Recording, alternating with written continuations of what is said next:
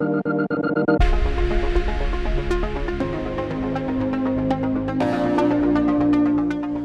back to another episode of Keep Austin Safe, the podcast where we take you behind the scenes of the Austin Police Department. I'm your host, Jose Mendez, and today we're talking with APD's Recruiting Unit. Now, these are the people that play a big role in staffing our police department. So today we'll be talking about the recruiting process and what it takes to be part of APD. Now, joining me today, we have Detective Jonathan Kreisner with APD's Recruiting Unit. Now, he's been with APD for about 8 years now, and he's been with the Recruiting Unit for just about 5 months now. So thanks for joining us. Thanks for having me. Now, recruiting, right? Such a huge, important topic right now. And I'm not talking specifically just about APD, but just nationwide, right? We're looking for people that want to do this job, that are capable of doing this job, Yeah. and will do this job well, right? So over the years, there's been kind of like a staffing shortage, right? And when I go back to 2009, when I started, if you weren't number one or number two on that list, you probably weren't going to get on to that department, Right. right? So now it seems like because there's been a shortage, you kind of have a picking and choosing of your choice as long as you're able to meet the certain requirements, finalize the testing and go through the process. So that's what I'm excited for. I'm excited that you're here. We're able to talk about recruiting, why people should apply here at APD. And hopefully, maybe at the end of the show, somebody's out there listening. They will take that leap of faith based on some of the information that we're going to give them and become the newest member of the Austin Police Department. That would be great. Yeah, certainly. I mean, it used to be kind of comparing it to the housing market, right? It used to be something where the agencies got to choose the cream of the crop, who they thought was the best fit for their department. And now every agency is looking for people to hire. And so we're trying to sell ourselves a little bit more than perhaps we would have in the past. Great. You're absolutely right. So diving right in, starting with a little introduction, tell us a little bit about yourself and what you do over at recruiting. Yeah, so been with the department about 8 years, was on patrol before, and then due to the reorganization here at APD, they had detectives come over to recruiting to start doing the work there. So that all happened roughly in the summer. I moved over in about August, and I've been trying to not drown since then, learning the ropes a little bit, and trying to help further our cause. One of my main tasks is just making sure the wheels turn, and somebody submits an application. We make sure it's going through the right steps in the process, connecting their application with a background investigator who will kind of vet it, and then engaging the applicant in the process so that they can see, hey, here's what's coming up, here's what you need to do, and here's what's at the end of the tunnel. Yeah.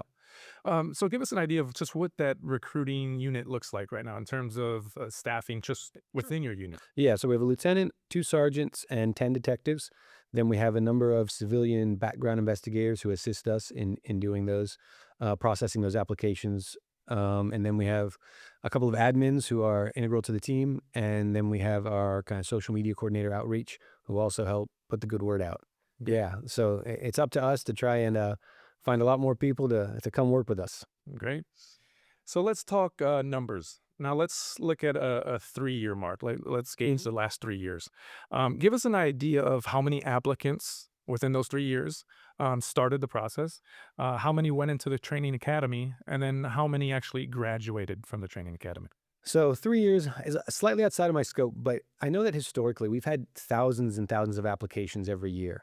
And especially within the last 3 to 5 years, as we've been in the midst of this hiring crisis, we've seen the number of people who started the process and then actually come out through the academy. That percentage has just been, I don't know, disappointingly low. And it's just people who thought maybe this career path was right for them, but didn't know exactly what it consisted of. And then at some point, maybe decided that it wasn't for them, or we just didn't have as many people start a class as we would have liked. In 2025, the recruiting unit, pretty much not at all thanks to me, but the officers who were there prior had the best year ever, and they hired 187 people. There were probably 4,000 to 5,000 applications in order just to get that many hires. I'm not sure the exact number of people who actually graduated from those classes, but it certainly wasn't 100%. I think right now our attrition rate there is somewhere 50, 60%. And so we're struggling to get people from all the way through the process from where you start and fill an application to where you start the academy and then finish the academy. So we're looking at ways to improve that. And yeah, just getting the word out there is a good first step. Yeah. So it seems like the applicants are those that are interested are going through the initial process, right? But not so much the entire process, right? Unfortunately not. So it's not uncommon for this last cycle. There's an academy beginning in January, and that was for our 157th academy. And we had about 1,350 people start an application. And of that, we hired 64 to become cadets at the academy. And so that's a lot of people that started the process and then for one reason or another didn't end up becoming an APD cadet. Yeah. Yeah. So right now, how many vacancies does APD have?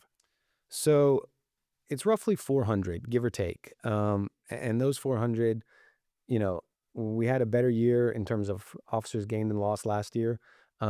We've been trying to, I guess, mitigate the number of departures and boost the number of hires as much as possible. But the outlook for the next few years requires more than just a plus 400 number. Between the growing population here in Austin and the number of officers who have been serving this city for decades and are on the cusp of, hanging up their duty belts, we need to hire like twice that many. Wow. We need to hire, 800 people in the next 5 years in order to make up the uh, the difference from those that are going to retire and also make up the shortage that we're currently at. So what you're telling me is we're hiring and we have a lot of openings. Absolutely. Yep. Exactly. So now that takes me to my next question. Why is recruiting so important here at APD? Um, because, despite us trying the best we can, we just don't have enough people. We strive to serve this city, this community to the best of our ability. Nobody becomes a police officer to disappoint those that they take an oath to serve. No one likes when they hear people are not pleased with the police department, but we're operating at 60 to 70% of where we should be, and so in order to achieve our potential, in order to fulfill the commitment that we've made to this city, this community, um, in order for everyone's safety and our own, we just need more people. It's not sustainable the way we're making do now. And despite our best efforts, we're just not as responsive as we'd like to be. I Yeah. know that people wish we were sometimes on the spot faster. We were able to reach, um, you know, either follow up for their investigations or questions they may have about something more easily. But when you're down this many people, it's hard to do that. Yeah. Um, what does the recruiting unit look for in an applicant? So there isn't like a perfect mold. Okay. It's not that, you have to check every single box. A lot of it's about attitude and preparedness. It goes back to understanding that you're getting into a job to serve, you're getting in a job to help people, and you're going to have to work in order to achieve that goal of yours. There are disqualifiers along the way. There are some that are internal, and there's some that are like state mandated disqualifiers. So there are people who unfortunately apply and they may have that passion, but they may not be eligible to be an Austin police officer. But we evaluate that on a case by case basis, and that shouldn't dissuade anyone from submitting an application. But more than anything, it's about attitude, effort, and a willingness to work for it. We have our PT test, which we'll talk about in a bit, and we have study sessions to help with that and the written test. We'll help you get ready for it. We'll work out with you. We'll study with you. We'll work with your, situation if we can, but you got to meet us, halfway, and you got to be ready to put in the work. So what would you say to somebody that is on the fence and they're thinking, well, I'm not the biggest, the strongest guy. When I envision a police officer, I'm then thinking, someone that's active, that's in Yeah, good shape, things like that. What would you say to the person that's thinking that way? that again, there's not just one trait or one quality that you have to possess in order to be successful in this career or to serve your community. That if you have an interest in this job, that first and foremost, check out our website. Our website has a bunch of information, everything from our pay structure to the hiring process to career paths you can take, what your options are. and see if that kind of rings true with some of the things that would appeal to you. And then beyond that, do a ride out. Going and riding out with an officer is one of the most, I don't know, interesting experiences you may have in preparing for this career, and very enlightening. Seeing what an actual work day, evening, or night is like, uh, side by side with an Austin police officer, will really tell you, hey, this is for me, or no, I don't think that this is something I should sign up for. So getting a little more information and exposure is a great first step. You know, if you are still on the fence, reach out to us. Come by our office. We're over there at Rutherford and Cameron. Come by, talk to us. Give us a call. We're happy to explain anything, answer any questions. Um, Put in an application and come work out with us, and see if you think that you're, ready for that. Yeah. Um, our phase one testing standards aren't where you should be when you start the academy, but they're a starting place. And then we want to help you get ready for the academy after that. We have PT sessions for academy preparedness that are more of that hit style training. Um, so we're willing to get you there. If you think that this might be something that you're interested in, look into it. Let us help you understand what it is that this consists of. And yeah, just click that apply now button and start the process. Because if you decide it's not for you, you can always withdraw. It's not a Yeah. big deal. But if you think it might be something that's good for you in your future, then there's no better time to kind of start the journey than right now. Yeah.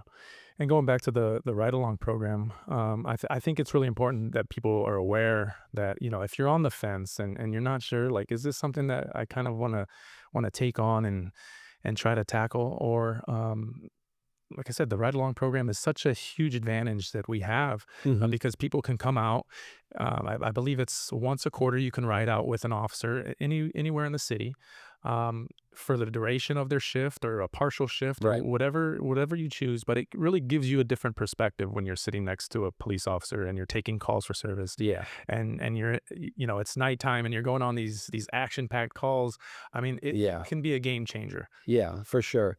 I remember doing mine before I signed up and started the academy, and I think the officer I was riding with nicknamed me Black Magic because we had such a bizarre night. It wasn't exhilarating. It wasn't heart pounding. It wasn't, like edge of your seat action. But I mean, I'll never forget it. It was just so interesting, so different than anything else I'd ever done, and seeing like all the different types of calls someone can go through Yeah. throughout their day, seeing how you are able to help people. It made me more excited, not just for the career, but for the academy that's going to get me to that career. And so, yeah, it's as simple as we have a link on our website. It says, ride with an officer. You download a form, you fill it out, email it to our admins, and they'll kind of plug you into the calendar along your requested dates.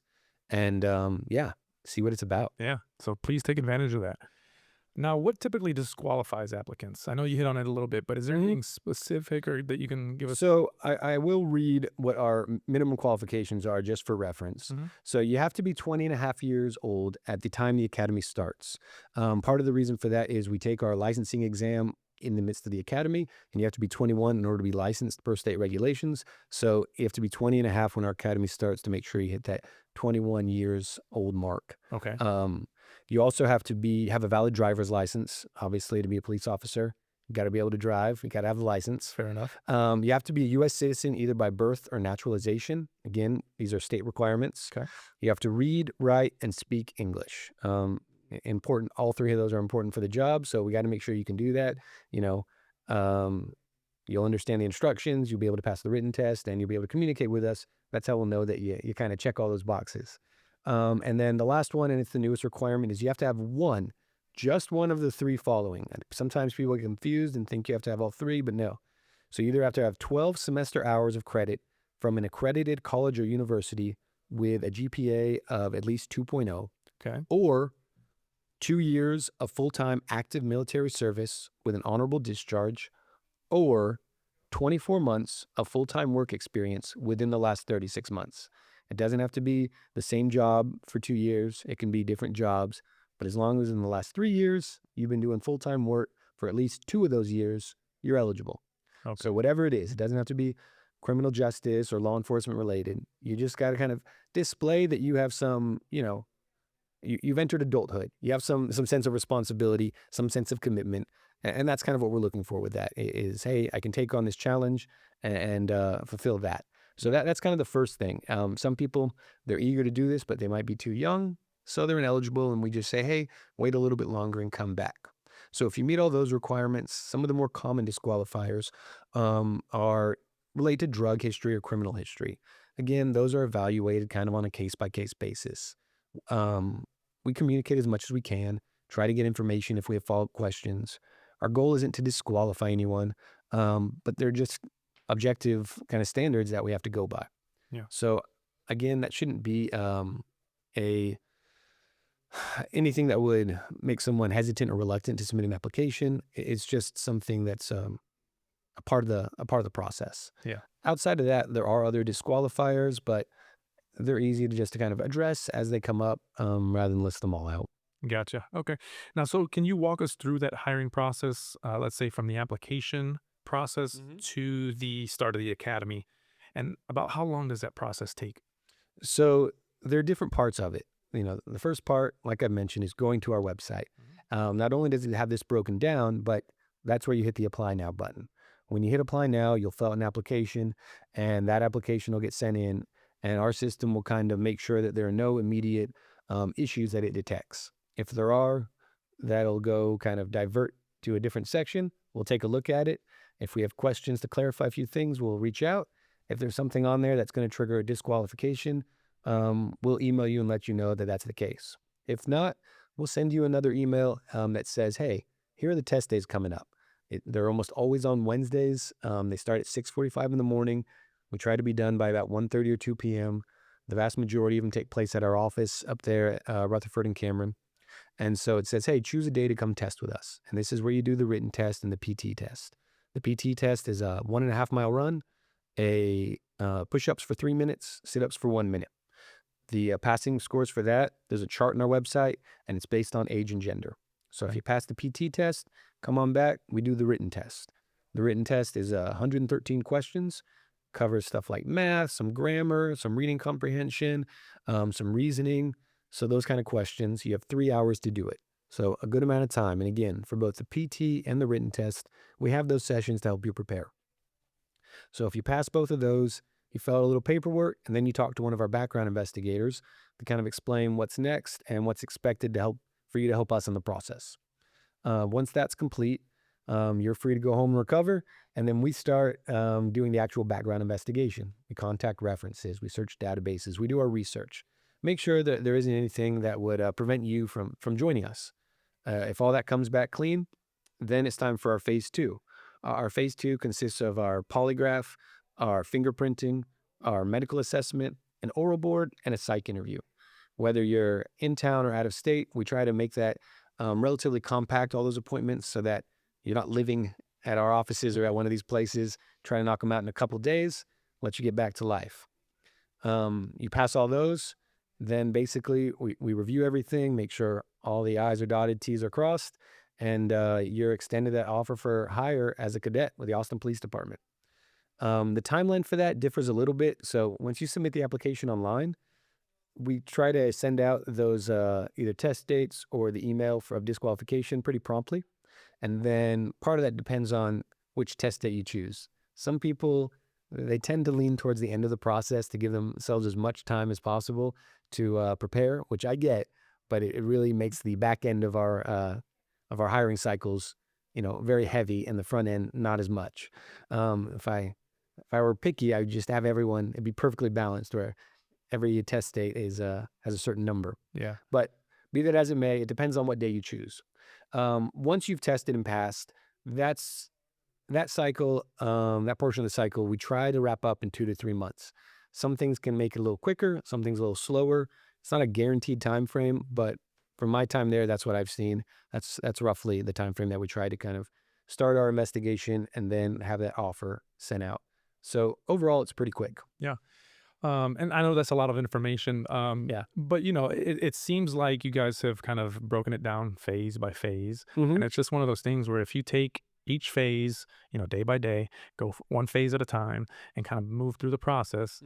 Hmm. I feel like most of the energy that they have to put into something like this is during that phase one, which is just applying for the job. Absolutely. And it Yeah. seems like y'all have come a long way because I remember back in 2015, I believe it was when I started here, Hmm. I had to handwrite everything and Yeah, print all the documents out just to apply. for And sure. that almost made me not want to apply, but it seems like you guys have simplified the process. Yeah, certainly the people that came before me, the previous iteration of the recruiting unit, they've done a lot of work to streamline the process, to make it easier to engage in, to make it easier to proceed in, and to make sure that we are kind of staying in contact with those applicants. So if there are issues, we reach out, we work through them together, and we work to prepare you for each part of this. So you know what's coming, Yeah, so you don't feel overwhelmed by it. And if there's an issue, we can work with you in it. great. Now let's talk about officers from other departments, right? Okay. Back in 2015, I came here from Indiana, right? Shout out to Porter County Sheriff's Department. Miss you guys. But I've been here for about 10 years now, right? And I participated in the modified academy at the time. Hmm. So the lateral movement based on Right. experience, the size of the department, things like that. I was Yeah. able to go into the modified academy that we had, and it just shortened the academy time. Right. Do we still have that, and is that something that experienced officers can take advantage of? So unfortunately, we don't currently offer a lateral academy. Like with you, I wasn't in a modified, but in my regular academy, there was a modified that was kind of taking place at the same time. And so, yeah, it was a great way for officers from other departments to transition over, learn the APD way, already have a ton of experience, and we're able to kind of take advantage of that. Um, During, I guess, the struggles in recruiting that started maybe 5 or 6 years ago, there wasn't a lot of interest in those modified. A lot of people were just kind of staying put where they were, so they stopped having them. Mm. Lately, there's been a little more interest, and we do receive phone calls and emails about those. And so, even though we don't have one, we've started maintaining an interest list for those officers from other agencies who see that Austin might be a good place to continue their career. And so, if that is you, if you are interested in that, yeah, reach out, let us know. My hope is that when we get that list kind of long enough, when there's enough interest from officers to come on over at APD, we can explore the possibility of having one of those modified academies and get it off the ground. Great. Now, what's the biggest misconception people have about becoming an Austin police officer? Um, I think it's twofold, right? A lot of people don't want to become cops right now because I think they think that being a cop might not be a good thing. There are probably more bad headlines and good headlines about being a cop, and being an Austin cop might fall in that category. But I can't tell you how many times I've encountered someone on patrol and they've told me, "Y'all are so much nicer. Y'all are so much more professional. Y'all do the job so much better than the police where I'm from. Insert name of city here." And it's not like the same city every time. It's people from all over the state, from other parts of the country. Um, and so we're working to be the very best that we can be. There's a sign at the academy that says, "We train the finest officers in the nation," and we're serious about that. We just need about 500 more of those officers in order to continue to, maintain that high standard. And so, you know, for every incident that might hit social media that people have questions about, there are a couple thousand that don't get any sort of notice or recognition of officers, taking care of people, of serving the community. And so, despite despite some of those setbacks that the profession has faced, um, members of the Austin Police Department are here to help serve, and that's not always what people think when they think about joining to become a cop. The other misconception that's might be a little more APD specific is that if you come to APD, you can't do real police work perhaps because there are a lot of rules here. But again, it goes back to our standards, our expectations. This community has high standards. This department, the local government, they expect a lot out of their police, as they should. And so with that come, strict parameters to operate within. They come rules that you have to follow. And so I can see from another agency that might have a much shorter policy manual. Ours is pretty thick. I can understand why someone would look at that, be a little overwhelmed, and kind of say, "No, that's too much." But for anyone who works here or has considered working here and thinks, well, you can't do real police work under those conditions, then I just don't think you're doing it the right way, because there are people every day here who are going out and finding individuals who are up to no good, who are breaking the law, that we intervene and take care of business, and when we do it the right way. And so you can certainly do real police work here, Yeah. even operating within the bounds of our, I don't know, 6-inch thick policy. Yeah. Yeah. Well, when you talk about high standards, what comes with high standards is good pay, good benefits, and things like that. We'll get into here Hmm. shortly, but that's just the expectation here in Austin. People hold us to a higher standard, Hmm. and because of that, there's good pay and benefits that come with that. What should someone, or I'm sorry, why should someone choose the Austin Police Department? For those that are listening right now, Uh-huh. why is Austin the best place to Well, come work? there are a few different answers. One is location, and that is just Austin. There's nowhere else like it. There's nowhere else that, has the horns, right? There's nowhere else, we have the Verde, right? You have, there's always something going on here. You have South by, you have ACL, you have everything going on at Moody Center. There's always an event here. It's an maybe not during the peak of summer, but all the other, 9, 10 months out of the year, it's a great place to be outdoors, enjoying the city. There's nowhere else like Austin. So the city in and of itself is a selling point. Um, as we all know from seeing the city's growth, you come here, you don't want to leave. So if you're from somewhere else, let's say Indiana, and you come to Austin, you might be like, yeah, as lovely as Indiana is, I'll trade Indiana for Austin. Um, and that's understandable. A lot of people from a lot of places have felt that way. So that's the first part. The second is about pay, right? Mm. So we get paid well, because the expectation is high. And so, if you compare our pay to others in the state, it's certainly competitive, higher than most. Certainly, like our top officer pay. You get paid to go to the academy. You get a good raise when you get out of the academy. You get a good raise after 1 year. That's when you get a bump, and then your second year you get another good raise. So that's certainly an incentive. And then there are career advancement and training opportunities. So if you have an interest in, being tactical, being on the SWAT team, bomb squad, K9, those are all career opportunities that you may not get at a smaller agency. Training in a whole range of different things, right? Defensive tactics training, communication training, hostage negotiation training. These aren't things that every department is able to offer, especially not at the caliber that we are, just because of, the skill, the pride, the experience that we have here. Our officers, our trainers, and those that we bring in to help with that training, they just afford so much, I don't know, betterment opportunities for the officers here. Yeah, I mean, those are obviously a lot of good reasons why someone should choose, Yeah. APD and just a life in Austin. I mean, Yeah. going back to coming from Indiana, I chose to get out of the snow. That was my biggest thing, Yeah. right? But my first visit to Austin, it was more of like if you looked around, if you walked around, it was the lifestyle. It's a very active city. It's Mhm. a very vibrant city. There's a lot to do. There's Yeah. a lot of good restaurants. I mean, there's so much to do here in Austin, and on top of that, you're halfway between, San Antonio south, and then you Mhm. got Dallas up north, and you're close to Houston. So I mean, you have a lot of major cities around you, but for Austin specifically, there's just so much to do, and you can always guarantee there's going to be nice weather. Right. So yeah, I mean, you gave us a lot of good reasons. Yeah. And the way we work, you work 4 days on and 3 days off. So every week you get 3 days to enjoy that. Yeah, I mean, it's hard to beat. yeah. So that was leading to my next question. What are some of those benefits Yeah. that come with becoming an APD officer? Yeah. So, once you graduate the academy, you go on patrol, and you're probably going to be on evening or night shift. That's where you learn the most because it's the busiest. And so it's 40 hours a week, 4 10-hour days, and then you get 3 days off. So plenty of time to recover, enjoy what's around you. When you're in the academy itself, you get paid at a rate of $60,000 a year. It's only an 8-month academy, so you're not, making that. Upon graduation, you're making about 78,000. This is for someone who would apply now, what their pay would be upon graduation. When you hit your 1 year mark, that bumps up to 92,000 or so. And then when you hit your 2 year mark, you're looking at $106,000. That's your salary. That doesn't include the stipends for an evening or a night shift. You get extra pay for working those hours.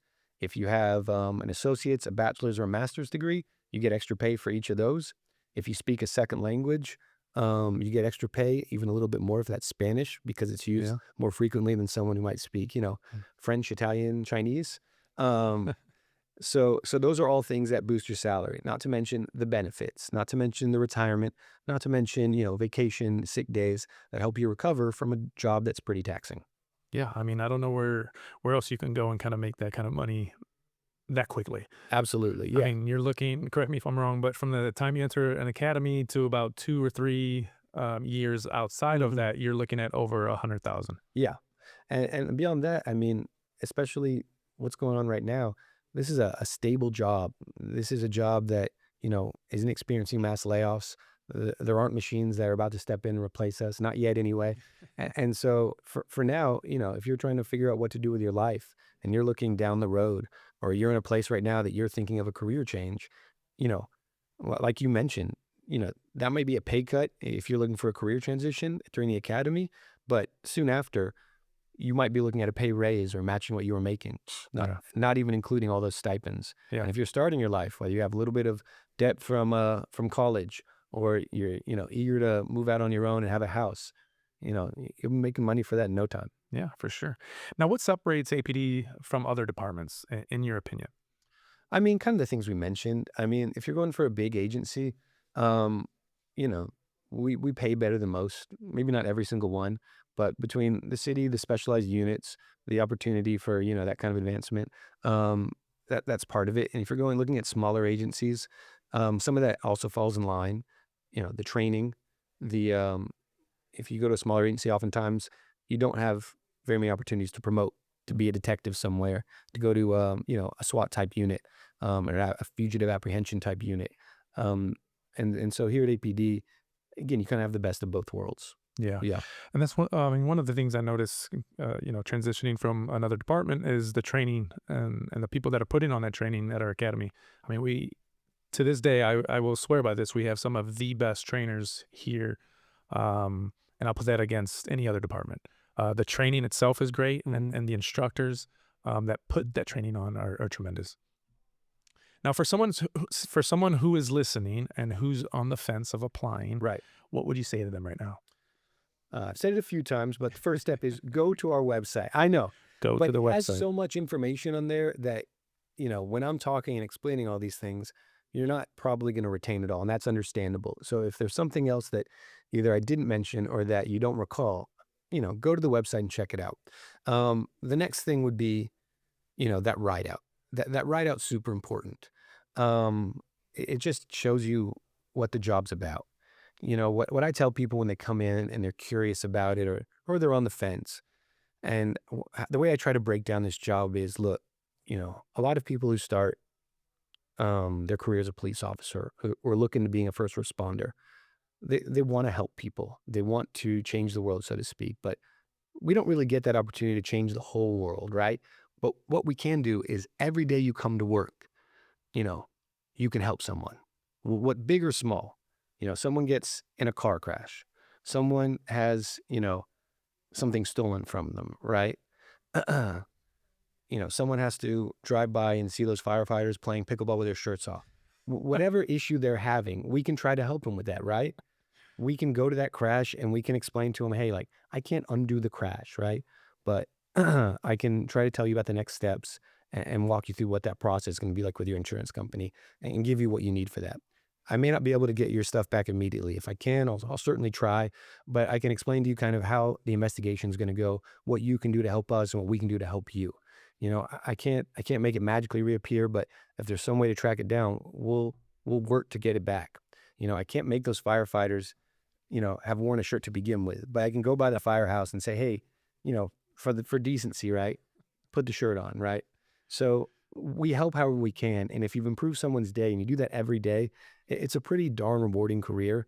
It's something that matters not just to the individual you've helped, but to society as a whole, because something's going on in that person's life. It might be the worst day of their life, one of the worst days, maybe just the worst day of their year. And they pick up the phone and they need help, and you show up and you help them. And there aren't a lot of jobs that you can kind of say like, hey, this is what I do every day, is I go and I help someone who's maybe having the worst, day of their year, their life, whatever. Mhm. And so if you're looking to serve and get paid well to do it, there aren't too many professions like that. Yeah.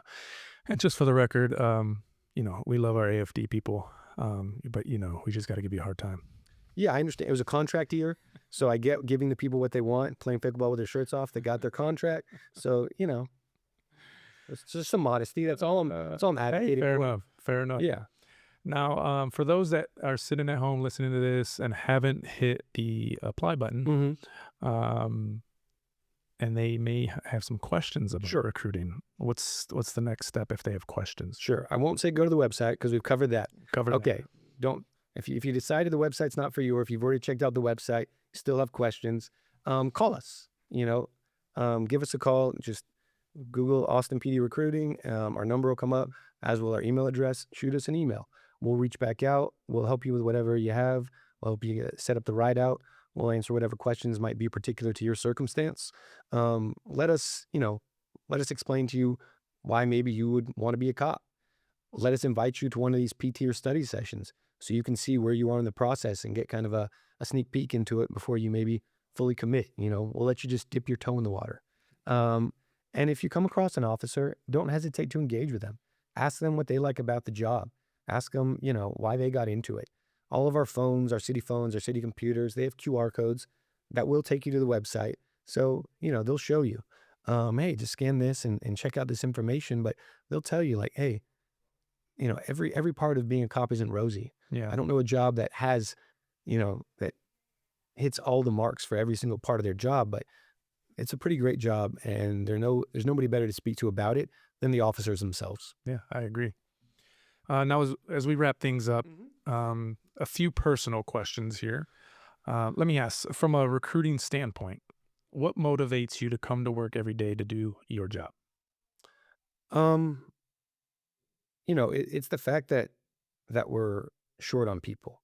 It's the fact that you know I signed up to help this community, to help people in need, and that I care about the people I work with, and that being 400 people short, we just are struggling to kind of hit those marks that we want to hit. I've been on patrol all of my career prior to August of last year, and I enjoyed it thoroughly. But when they made this transition, I recognize that here's a problem that somebody has to pick up the torch that the officers that were working on it before were doing a great job with, but now it's somebody else's turn.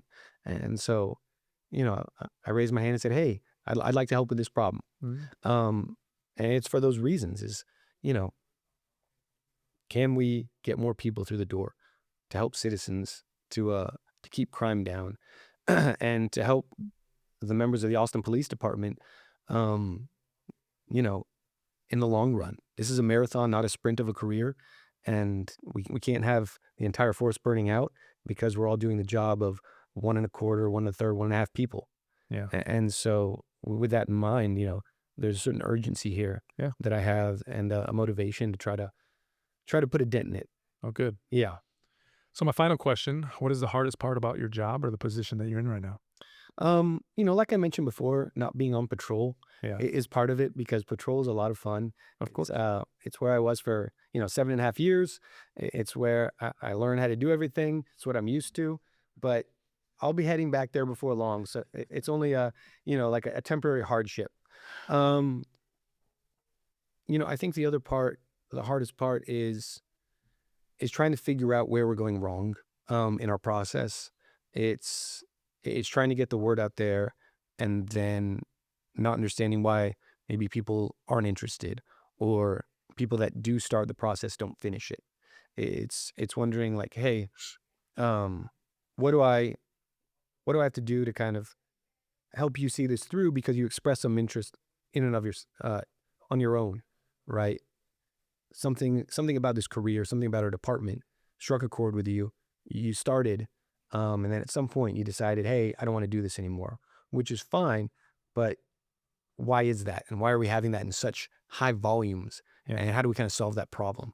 And again, feeling, a little bit of that pressure that we talked about earlier, because of the large number of vacancies, and because it affects everyone in the department and everyone in this community who both lives here and visits, and feeling that, if we don't get a handle on this problem, it's only going to get worse. Yeah. That's the difficulty is, hey, what are we missing? Yeah. And so maybe it's just this podcast. Maybe this is what turns the tide. is gonna do This it. is it. This is This is gonna do it. I was told there are millions of viewers. I was told that this is my platform to stardom, my springboard to hitting it big. And so first it's fixing the staffing problem here, This and then it's, the talkies. I agree. This Yeah. podcast is gonna fix all our problems, right? Awesome. I'm so appreciative of you having me on. We're so happy to have you. I wish they did this and told me about this 5 months ago. I wouldn't have had to sweat for all this time. Well, big thanks to Detective Kreisner for joining us today. We want to thank you and your team for all the hard work that you guys do behind the scenes. Absolutely. For everybody that was listening or is still listening, if you're thinking about a career with APD, again, we hope that you're able to take away some of this information. And we hope that we provided you with enough information. But again, if you have any questions, anything like that, please go to the website, contact us. Or if you were just tuning in to get a behind the scenes look of our recruiting unit and what they do and everything that kind of they encompass, thanks for joining us. For our listeners, thank you for joining us today. For more information about community events with the Austin Police Department, safety tips, news releases, follow us on social media platforms. We're on Facebook, Instagram, X, as the Austin Police Department. We hope this conversation provides you with the resources that help everyone keep Austin safe.